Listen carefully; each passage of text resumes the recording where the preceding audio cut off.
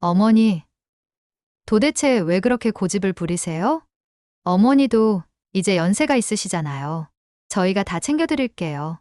제발, 그냥 저희 말 좀 따라주세요. 며느리의 차가운 목소리가 울려 퍼집니다. 아들은 묵묵부답, 손자는 스마트폰만 쳐다보고 있습니다. 그녀는 평생을 스스로 살아왔습니다. 누구의 도움도 받지 않고 누구의 허락도 받지 않으며. 그런데 이제 와서 왜 내 인생을 허락받아야 하는 걸까요? 오늘의 이야기는 단순한 가족 간의 갈등이 아닙니다. 끝까지 자신의 삶을 지키려는 한 어머니의 이야기입니다. 이제 그녀의 이야기 속으로 들어가 보겠습니다. 박정숙 씨는 평생을 도시에 살며 부지런히 살아왔습니다. 오랜 직장 생활을 마치고 드디어 자유로운 노년을 즐길 수 있을 거라 생각했습니다. 그녀에게는 작지만 아늑한 아파트가 있었고 적당한 연금과 은행 잔고도 있었습니다. 이제 더 이상 일하지 않아도 되는 삶, 마음껏 영화도 보고 친구들과 어울리며 살 수 있는 삶. 그런데 아들이 연락을 해왔습니다. 엄마, 요즘 사업이 좀 힘들어. 그래? 요즘 경기가 안 좋긴 하지. 사업이 많이 안 좋은 거니? 그래서 말인데요. 엄마 집을 전세 주고 전세금을 사업자금으로 좀 써도 될까요? 잠깐만 빌려주신다고 생각하시고요. 한 1, 2년이면 돌려드릴 수 있을 것 같아요. 그럼 나는 어디로 가서 살라는 거야? 당장 갈 곳이 없잖아. 우리 집이 빈 방도 있고 하니까 우리랑 같이 사시면 되죠. 엄마도 혼자 계시는 것보다 나을 것 같은데요. 정숙 씨는 처음엔 망설였습니다. 하지만 아들이 엄마가 힘들면 언제든 다시 혼자 살게 해줄게 라고 약속하자 결국 받아들였습니다. 그래, 자식이 어려울 때 도와주는 게 부모지. 그렇게 정숙 씨는 자신의 집을 정리하고 아들 부부와 함께 살기로 결정했습니다. 그때까지만 해도 이 결정이 자신의 삶을 송두리째 빼앗기는 일이 될 줄 몰랐습니다. 그렇게 나름대로 큰 결심을 하고 아들 집으로 들어갔습니다. 큰 평수의 고급 아파트, 깔끔하게 정리된 거실, 겉보기에는 부족할 것 없는 생활이었습니다. 하지만 함께 지낸 지 얼마 지나지 않아 그녀는 자신이 집안의 가족이 아니라 관리 대상이 되었다는 걸 깨달았습니다. 어머니, 이제부터 몇 가지 규칙만 지켜주세요.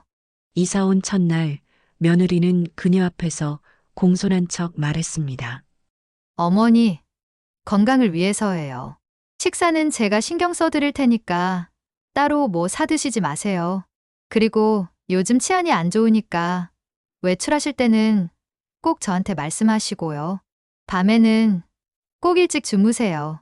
그래야 건강하게 오래 사실 수 있어요. 정숙 씨는 멍해졌습니다. 나는 혼자서도 잘 살아왔는데 왜 갑자기 이런 규칙을 지켜야 하는 거지? 하지만 처음에는 그저 배려라고 생각했습니다. 며느리가 자신을 신경 써주는 거라 여겼고, 며느리가 차려준 밥을 조용히 먹고, 며느리가 정해준 일과에 맞춰 움직이려 노력했습니다. 정숙 씨는 오랫동안 늦게까지 TV를 보는 습관이 있었습니다. 퇴직 후에는 더 여유로워졌고, 밤이 깊어갈수록 TV 앞에서 더 많은 시간을 보내곤 했습니다. 하지만 아들 집에서는 그것조차 마음대로 할 수 없었습니다. 어머니, 밤늦게까지 TV를 보시면 우리 애가 잠을 못 자요. 며느리는 밤마다 거실로 나와 불편한 표정으로 말했습니다. TV 볼륨도 낮추고 제발 새벽까지는 안 보셨으면 좋겠어요. 그럼 너희 방 문 닫고 자면 되잖아. 어머니, 벽이 얇아서 다 들려요. 내가 평생 이렇게 살아왔는데 이제 와서 갑자기 고쳐야 하니? 여긴 어머니 혼자 사는 집이 아니잖아요. 정숙 씨는 며느리의 말에 뭔가가 푹 꺼지는 기분이 들었습니다. 이 집이 아들과 같이 사는 모든 가족을 위한 집인데도 정숙 씨는 점점 손님처럼 행동해야 하는 존재가 되어가고 있었습니다. 그날 밤 정숙 씨는 불도 다 꺼진 캄캄한 방 안에서 한숨만 내쉬었습니다. TV도 내 맘대로 못 보네. 정숙 씨는 자유롭게 살던 사람이었습니다. 언제든 배가 고프면 먹었고, 마음대로 외출하고, 쉬고 싶을 때 쉬었습니다. 하지만 아들 집에 오자 정숙 씨는 하루 세 끼를 강제로 정해진 시간에 먹어야 하는 상황이 되었습니다. 어머니, 저녁 7시면 밥 먹는 거예요? 난 아직 배 안 고픈데. 그럼 또 나중에 드시겠다고 하면서 혼자 차려 드실 거잖아요. 그럼 설거지도 2번 해야 하고. 그냥 간단히 먹으면 되는 걸 왜 이렇게 까다롭게 구니? 내가 알아서 먹고 알아서 치울게. 넌 신경 쓰지 마. 까다로운 게 아니에요. 가족이면 기본적으로 맞춰야 하는 거잖아요. 어머니가 그렇게 혼자 하시면 제가 마음이 편하겠어요? 제 살림 어머니가 손대시는 것도 저는 불편해요. 정숙 씨는 며느리의 말을 듣고 어이가 없었습니다. 가족이면 서로 존중해야 하는 거 아닌가? 며느리는 한숨을 쉬었습니다. 어머니, 저도 애도 키우고 집안일도 하니까 힘들어요? 어머니도 좀 맞춰주세요. 정숙 씨는 더 이상 아무 말도 하지 않았습니다. 왜냐하면 이 집에서 정숙 씨의 의견은 이미 중요하지 않은 것이 되어 있었기 때문입니다. 며느리의 말이 부탁이 아니라 명령이라는 것을 정숙 씨는 이제 잘 알게 되었지요.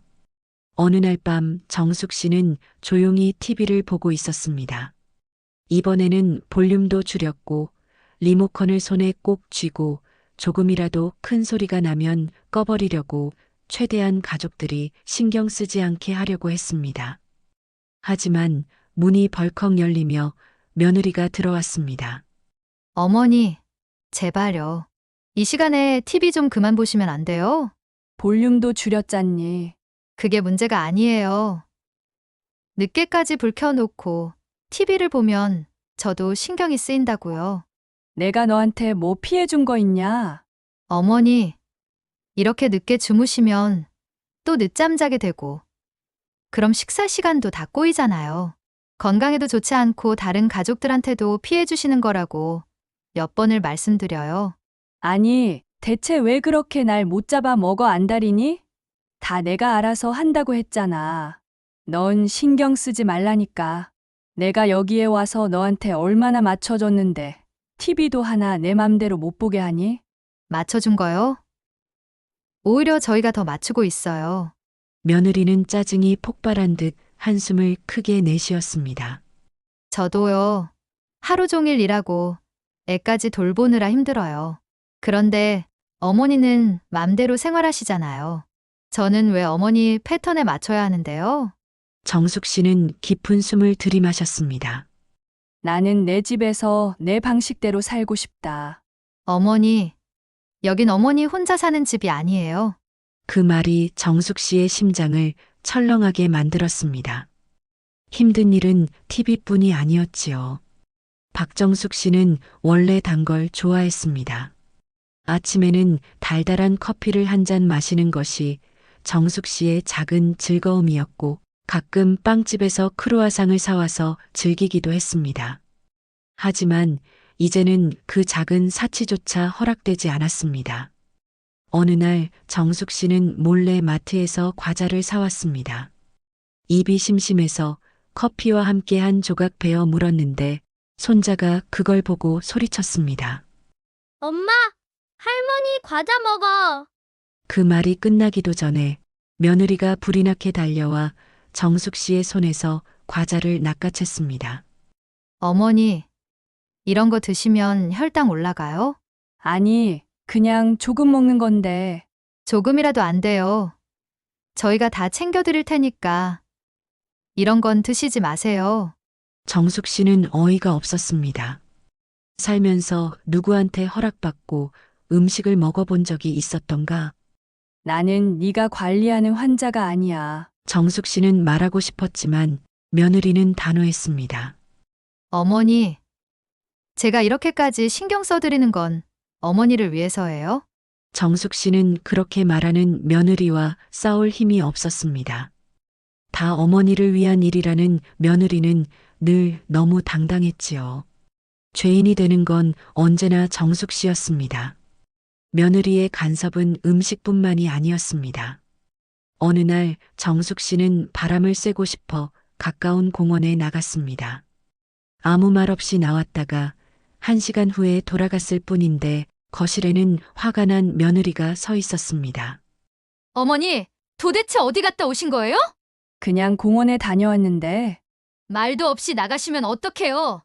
제가 얼마나 걱정했는지 아세요?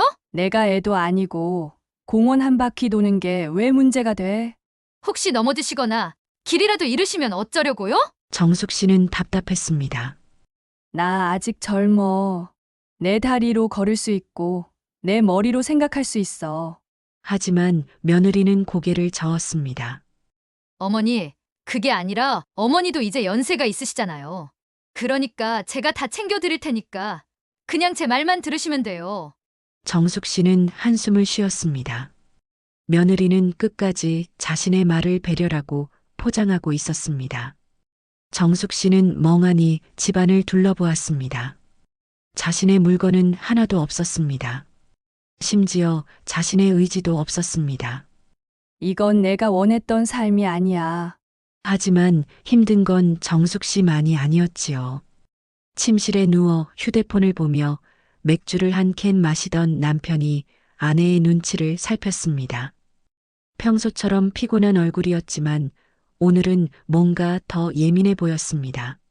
아내는 참다 못해 말했습니다. 여보, 솔직히 말해서 어머님하고 같이 사는 거 너무 힘들어요? 남편은 당황한 듯 눈을 깜빡이며 아내를 쳐다보았습니다. 갑자기 왜 그래? 왜 그러긴요. 나 오늘도 하루 종일 어머님 챙기느라 진이 다 빠졌어요. 남편은 짧게 한숨을 내쉬며 맥주캔을 내려놓았습니다. 아니, 어머니 혼자 계시는 것보단 우리랑 있는 게 낫잖아. 어머니도 연세가 있으시고. 그래서요? 연세 있으시면 우리가 다 맞춰드려야 해요? 아내는 답답한 듯 손으로 이마를 짚었습니다. 솔직히 말해서 내가 아무리 노력해도 어머님 생활 방식이랑 우리랑 너무 달라요. 하나부터 10까지 맞춰드려야 하는데 당신은 아무렇지도 않죠? 남편은 말없이 아내를 바라보았습니다. 당신은 출근해서 바쁘니까 모르겠지만 나는 하루 종일 어머님하고 부딪혀요. 당신이 생각하는 것보다 훨씬 많이요. 식사 시간 좀 지켜주시면 안 되냐고요. 아내는 깊은 한숨을 내쉬며 말을 이었습니다. 당신 편한 때에 아무 때나 드시려고 해요. 뭐, 그냥 좀 늦게 드시는 거잖아. 그 좀 늦게가 하루 이틀이에요? 아침도 제때 안 드시고, 점심도 지나서 드시고, 저녁도 때 되면 안 드시고, 그러다 밤늦게 배고프다고 뭘 드시겠다고 하시면 그걸 또 내가 챙겨드려야 하고. 남편이 난처한 표정을 지었습니다. 그러면 그냥 편하게 드시게 놔두면 되잖아. 놔두면 되긴요. 그러면 설거지는 2번, 3번씩 해야 하고, 내가 뭘 해드려도 안 드신다고 하시고, 나중에 내가 먼저 자고 있으면 밤에 냉장고 뒤지시잖아요. 아내는 억울한 듯 손을 내저었습니다. 식사 시간이라도 좀 맞춰주시면 덜 답답하죠. 그런데 어머님은 꼭 그걸 지키려고 하지 않으세요. 마치 내가 언제 먹든 내 마음이다는 식으로 행동하시는데 나는 그게 너무 힘들어요. 남편은 말없이 아내의 표정을 살폈습니다. 그러다 조심스럽게 입을 열었습니다. 그냥 어머니께 식사 시간 좀 맞춰달라고 정중히 말씀드리면 되는 거 아니야? 아내는 피식 웃으며 고개를 저었습니다. 당신이 한 번이라도 그런 말을 해봤어요? 내가 하면 너무 간섭하지 마라. 내가 내 입으로 먹는 것도 내 허락을 받아야 하냐라고 하신다니까. 결국 나만 잔소리하는 사람이 되고 나만 나쁜 사람이 되는 거지. 남편은 딱히 반박하지 못했습니다. 늦은 밤까지 TV를 보시는 것도 너무 스트레스예요. 아내는 다시 한숨을 쉬며 이야기를 이어갔습니다. 어머니가 원래 늦게 주무시잖아. 원래 그런 습관이 있으신 걸 어떻게 해? 그럼 나는요? 나는 아침에 일찍 일어나야 하잖아요. 애도 아침 일찍 깨워야 하고. 남편은 머쓱한 듯 어깨를 으쓱했습니다. 그냥 방 문 닫고 자면 되지 않나? 방 문을 닫아도 소리가 다 들린다니까요. 어머님이 리모컨으로 계속 볼륨 조절하면서 혼잣말도 하시고, 가끔 웃기도 하시고, 나 진짜 밤마다 신경이 곤두선다고요. TV 볼륨 좀 줄여달라고 하면 되잖아. 당신이 한번 해보세요. 내가 말씀드리면 너희는 너무 예민하다고 하시잖아요. 아내는 깊게 한숨을 내쉬었습니다. 나 이제는 진짜 모르겠어요. 어머님이랑 같이 사는 게 맞는 건지. 솔직히 나는 이제 한계야. 아내는 팔짱을 끼고 남편을 바라보았습니다. 당신은 그냥 모른 척 하잖아요. 나는 하루 종일 어머님 챙기느라 정신이 없고 스트레스 받고 힘들어 죽겠는데. 남편은 난처한 표정을 지으며 고개를 숙였습니다. 이제 더 이상 아내의 불만을 외면할 수 없다는 것을 깨달았지만 딱히 대안이 없었으니까요. 한편 정숙 씨는 마음에서는 점점 이 집에서 계속 이렇게 사는 건 사는 게 아니라는 생각이 굳어지고 있었지요. 그때 며느리가 예상치 못한 카드를 꺼내 들었습니다.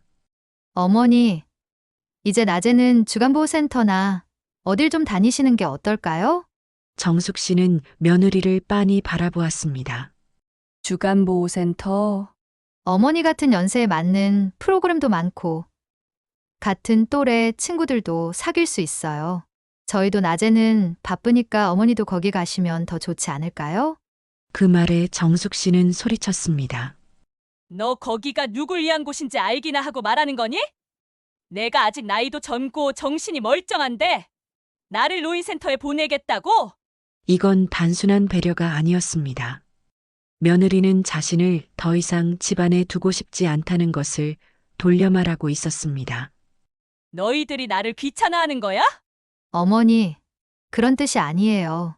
그냥 어머니 건강을 위해서. 그만해! 나는 아직도 내 삶을 스스로 결정할 수 있어.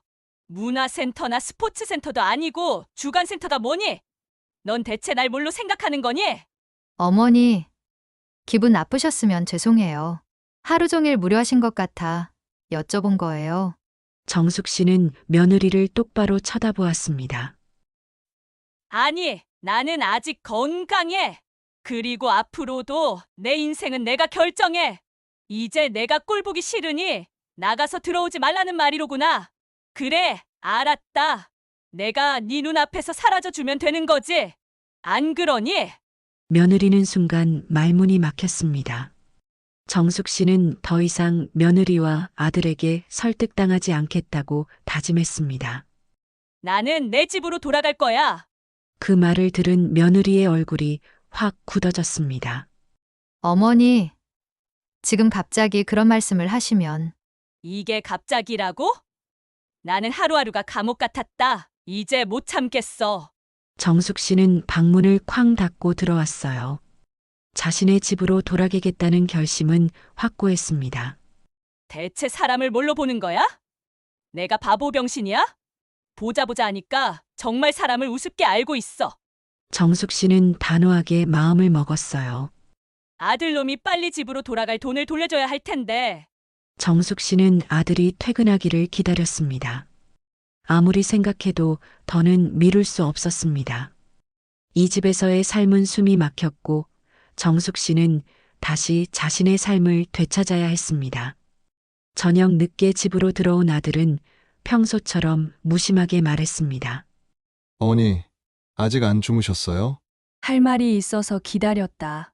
무슨 일이신데요? 정숙 씨는 단호한 목소리로 말했습니다. 나 이제 내 집으로 돌아갈 거다. 아들의 얼굴이 굳었습니다. 어머니, 갑자기 왜 그러세요? 갑자기? 난 처음부터 이럴 생각이었다. 네가 너무 힘들어 보여서 도움을 주고 같이 살아보려고 했지만 이건 아니더라.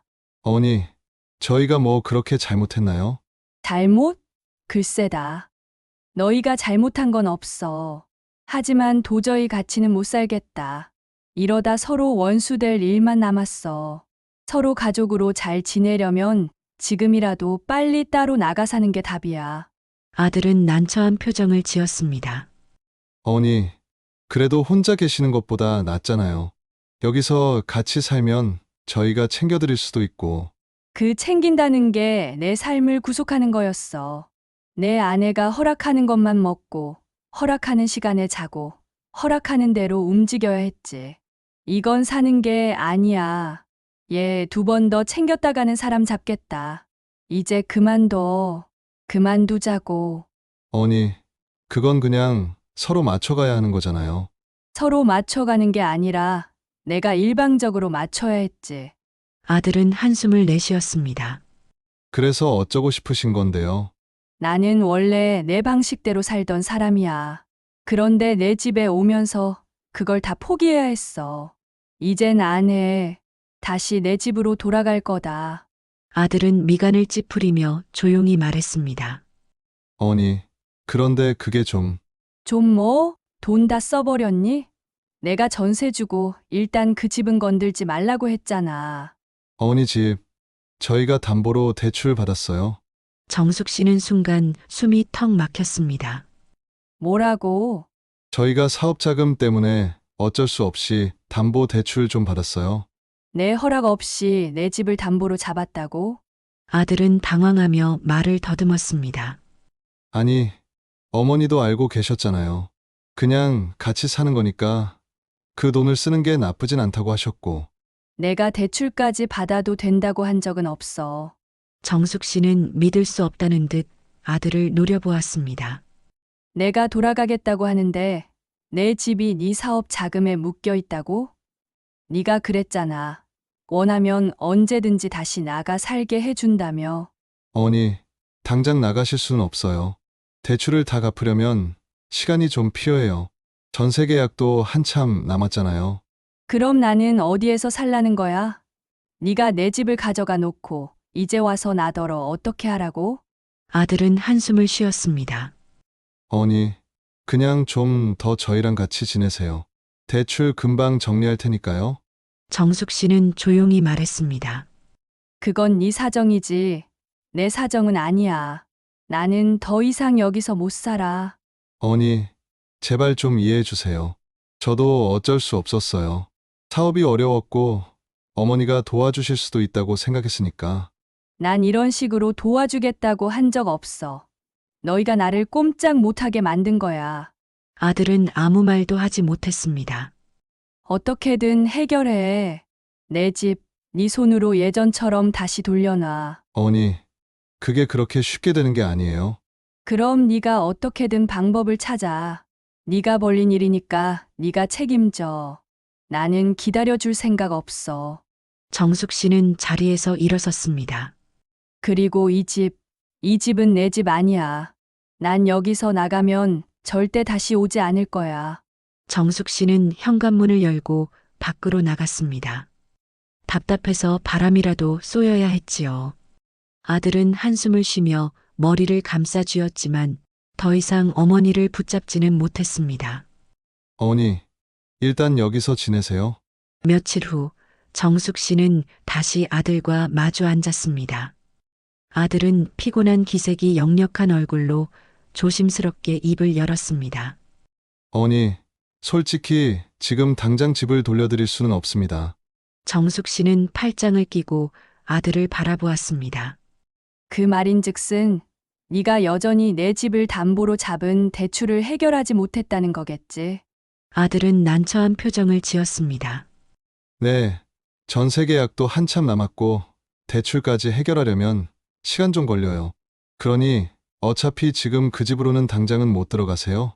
그래서 얼마나 걸린다고? 솔직히 1년, 2년 정도는 걸릴 것 같아요. 정숙 씨는 헛웃음을 터뜨렸습니다. 그동안 난 어디로 가니? 내가 노숙이라도 하라는 거냐? 아닙니다, 어머니. 그래서 일단은 원룸을 하나 마련했습니다. 아들은 가방에서 작은 서류 뭉치를 꺼내 테이블 위에 올려놓았습니다. 전세는 지금 당장 무리니까 보증금을 걸고 월세로 얻었습니다. 작은 원룸이긴 하지만 깨끗하고 어머니께서 지내시기에는 불편함이 없을 거예요. 정숙 씨는 계약서를 천천히 펼쳐보았습니다. 여기 위치가 어디야? 어머니, 원래 살던 동네에서 멀지 않아요. 교통도 괜찮고 근처에 시장도 있어서 생활하시기에 나쁘지 않을 겁니다. 정숙 씨는 계약서 위 주소를 가만히 쳐다보았습니다. 이 집이 정숙 씨가 원하던 내 집은 아니었지만 더 이상 아들네 집에서 눈치를 보며 사는 것보다는 나을 것 같았습니다. 계약 기간은 1년입니다. 1년 동안 제가 돈을 마련할 테니까 그때까지만 여기서 지내주세요. 1년 뒤에 정말로 내 집을 돌려줄 거지?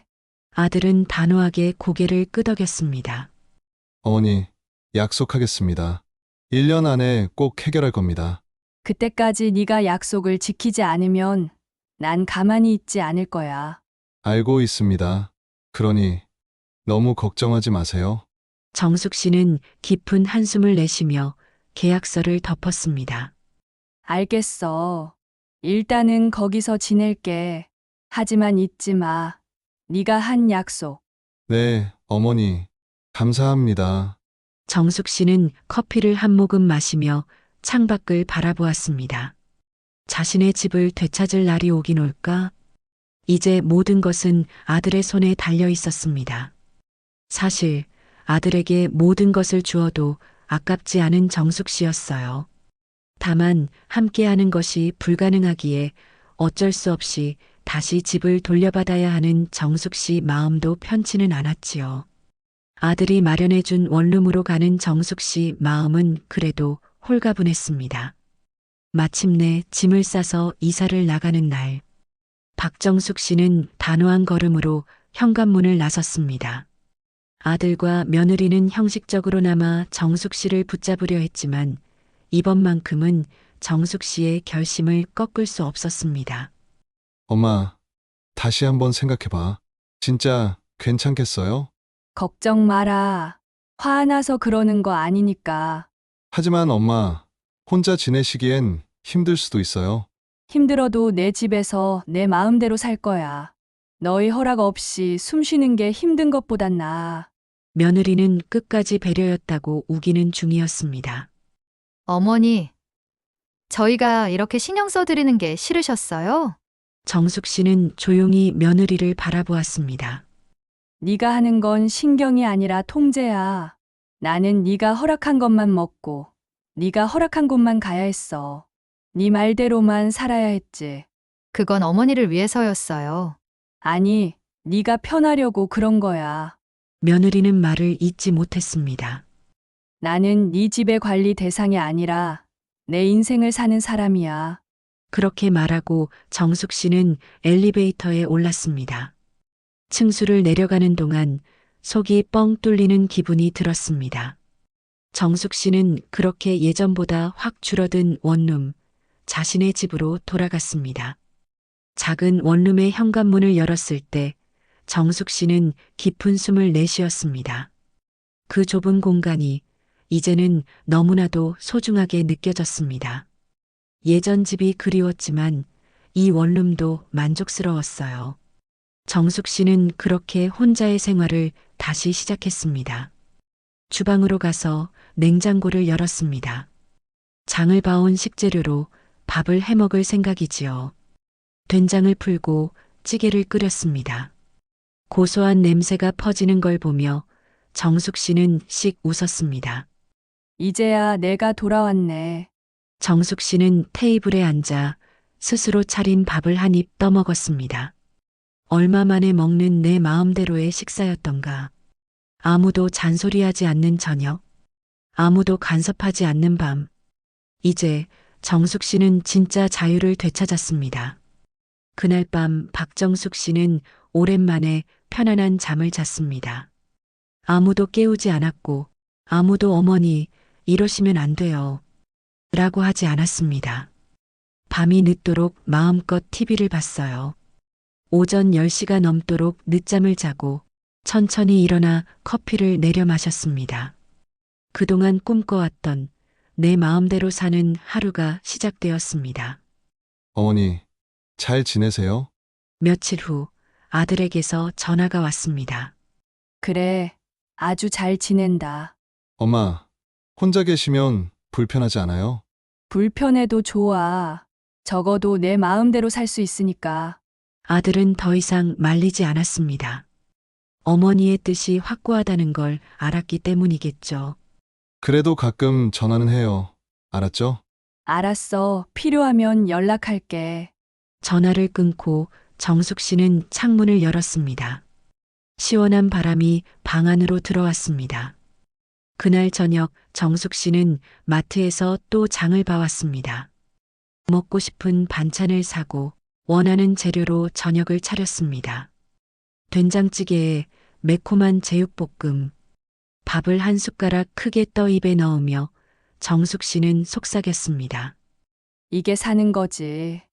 이제는 아무도 정숙 씨의 선택을 막을 수 없었습니다. 아무도 정숙 씨에게 이러시면 안 돼요 라고 말하지 않았습니다. 이제 정숙 씨는 온전히 나로서 살아가기로 했습니다. 여러분, 오늘의 이야기 어떠셨나요? 가족이라는 이름 아래 누군가를 배려라는 명목으로 통제하는 것이 과연 옳은 일일까요? 과연 보호받는 삶이 행복한 삶인가?